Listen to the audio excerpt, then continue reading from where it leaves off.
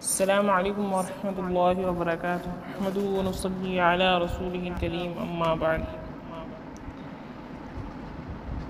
سیرت النبی صلی اللہ علیہ وسلم۔ اللہ تعالی نبی صلی اللہ علیہ وسلم کے متعلق ارشاد فرماتا ہے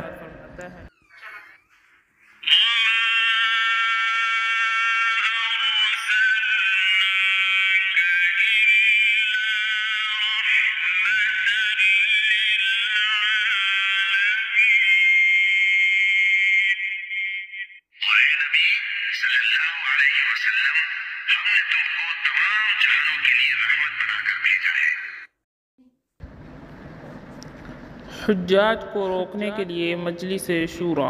انہی دنوں قریش کے سامنے ایک اور مشکل آن کھڑی ہوئی، یعنی ابھی کھلم کھلا تبلیغ پر چند ہی مہینے گزرے تھے کہ موسم حج آ گیا۔ قریش کو معلوم تھا کہ اب عرب کے وفود کی آمد شروع ہوگی، اس لیے وہ ضروری سمجھتے تھے کہ نبی صلی اللہ علیہ وسلم کے متعلق کوئی ایسی بات کہیں کہ جس کی وجہ سے اہل عرب کے دلوں پر آپ کی تبلیغ کا اثر نہ ہو۔ چنانچہ وہ اس بات پر گفت و شنید کے لیے ولید بن مغیرہ کے پاس اکٹھے ہوئے۔ ولید نے کہا، اس بارے میں تم سب لوگ ایک رائے اختیار کر لو۔ تم میں باہم کوئی اختلاف نہیں ہونا چاہیے کہ خود تمہارا ہی ایک آدمی دوسرے آدمی کی تکذیب کر دے اور ایک کی بات دوسرے کی بات کو کاٹ دے۔ لوگوں نے کہا، آپ ہی کہیے۔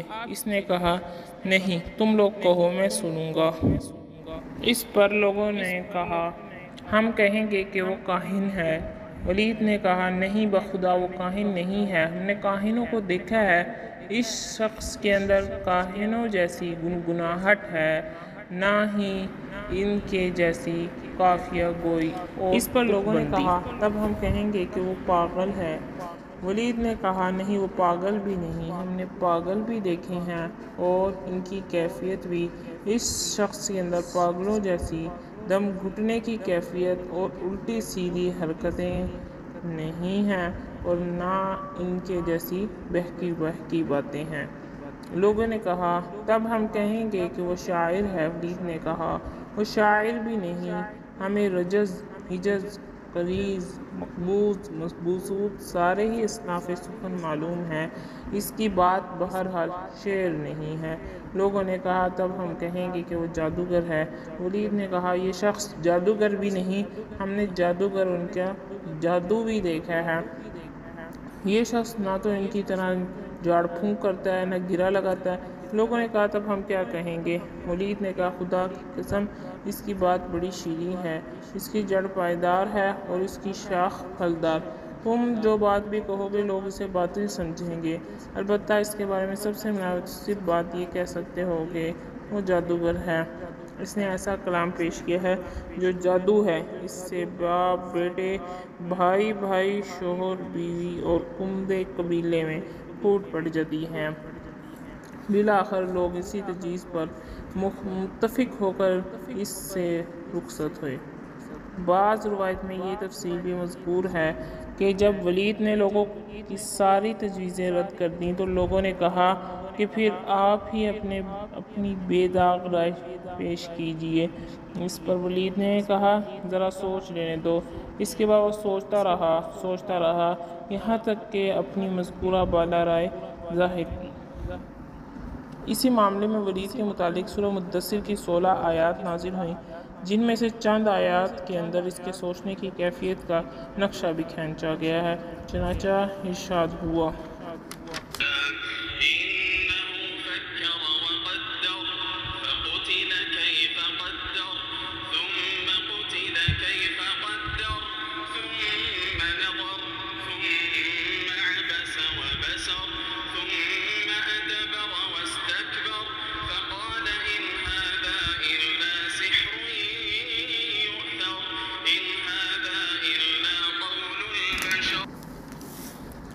اس نے سوچا اور اندازہ لگایا، وہ غارت ہو، اس نے کیسا اندازہ لگایا، پھر غارت ہو، اس نے کیسا اندازہ لگایا، پھر نظر دوڑائی، پھر پیشانی سیکڑی اور منہ بسوڑا،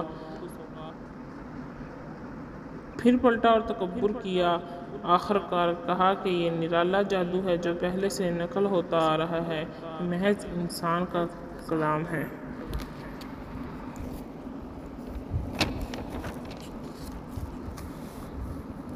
بہرحال یہ قرارداد طے پا چکی تو اسے جامہ عمل پہنانے کی کارروائی شروع ہوئی۔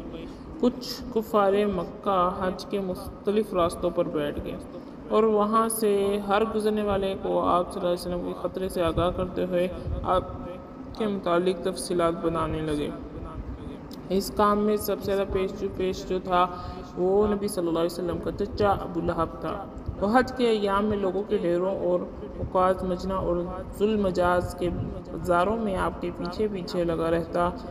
آپ صلی اللہ علیہ وسلم اللہ کے دین کی تبلیغ کرتے اور ابو لہب پیچھے پیچھے کہتا کہ اس کی بات نہ ماننا، یہ جھوٹا بددین ہے۔ اس دوڑ دھوپ کا نتیجہ یہ ہوا کہ لوگ اس حج سے اپنے گھروں کو واپس ہوئے تو ان کے علم میں یہ بات آ چکی تھی کہ آپ نے دعویٰ نبوت کیا ہے، اور یوں ان کے ذریعے پورے دیار عرب میں آپ کا چرچا پھیل گیا۔